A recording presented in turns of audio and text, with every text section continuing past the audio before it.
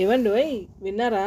ఇవాళ నేను మీకు ఆనపకాయ బర్ఫీ రెసిపీ అయితే చూపిస్తున్నానండి. ఎవరికైతే ఆనపకాయ ఇష్టం ఉండదో వాళ్ళకి ఒక్కసారి ఈ బర్ఫీ టేస్ట్ చూపించండి. మళ్ళీ మళ్ళీ ఈ బర్ఫీ చేయమని అడుగుతారు. దీనికోసం నేను ఆనపకాయని కట్ చేసి పీల్ చేసి ఇలాగా గ్రేట్ అయితే చేసేసుకొని దాంట్లో వాటర్ అంతా పిండేసుకున్నాను.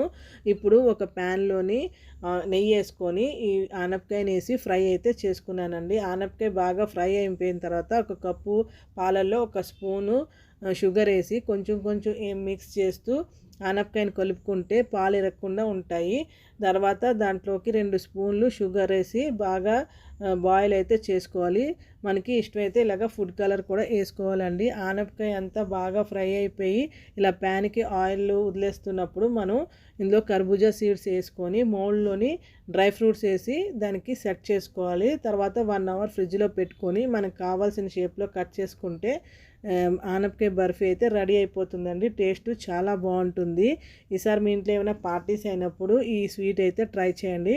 నేను మా ఇంట్లో పార్టీ అయినప్పుడు ఈ స్వీట్ చేసి అందరికీ పెడితే చాలా బాగుంది అని అన్నారు. అందుకే నేను మీతో షేర్ చేస్తున్నాను. మీరు కూడా ట్రై చేసి ఎలా ఉంది నాకైతే కామెంట్ చేసి అలాగే నా ఛానల్ని సబ్స్క్రైబ్